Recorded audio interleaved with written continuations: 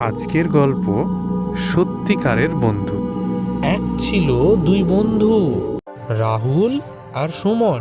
তারা ছিল খুব ঘনিষ্ঠ। একদিন তারা ঠিক করলো পাশের জঙ্গলে ঘুরতে যাবে। রাহুল উৎসাহ নিয়ে বলল, চল সুমন, আজ আমরা জঙ্গলের ভেতর দিয়ে শর্টকাট পথে যাব। সুমন বলল, কিন্তু শুনেছি ওখানে নাকি বন্য পশু থাকে। রাহুল, আরে ভয় কিসের, আমি তো আছি। তারা যত ভেতরে ঢুকতে লাগলো, জঙ্গল ততই নির্জন হয়ে উঠল। হঠাৎ ঝোপ থেকে কিছু একটা শব্দ শোনা গেল।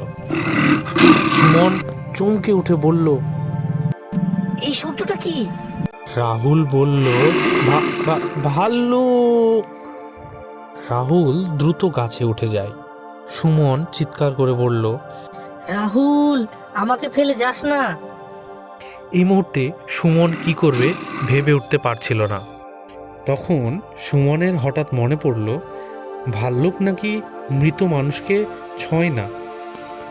সুমন তখন মাটিতে শুয়ে নিঃশ্বাস বন্ধ করে পড়ে থাকে। ভাল্লুক তখন ধীরে ধীরে সুমনের কাছে এসে শুঁকে দেখে। ভাল্লুক সুমনের কানের কাছে মুখ নিয়ে শুঁকল, তারপর ধীরে ধীরে চলে গেল। কিছুক্ষণ পরে রাহুল গাছ থেকে নেমে এসে লজ্জায় মুখ লুকিয়ে সুমনকে বলল, এই সুমন, ভাল্লুক তোর কানে কানে কি বলল রে? সে বলল, যে বন্ধু বিপদের সময় পাশে থাকে না তাকে কখনো সত্যিকারের বন্ধু বলা যায় না। রাহুল মাথা নিচু করে।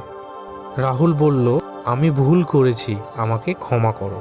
সুমন তখন বলল, বন্ধুত্ব মানে একসাথে থাকা, ভালো সময়ে আর খারাপ সময়েও। দুজনে হাত মেলায়। সেদিন থেকে রাহুল বুঝতে পারল, সত্যিকারের বন্ধু সেই যে বিপদের সময় পাশে দাঁড়ায়। বন্ধুত্ব শুধু কথায় নয়, কাজে প্রমাণ করতে হয়।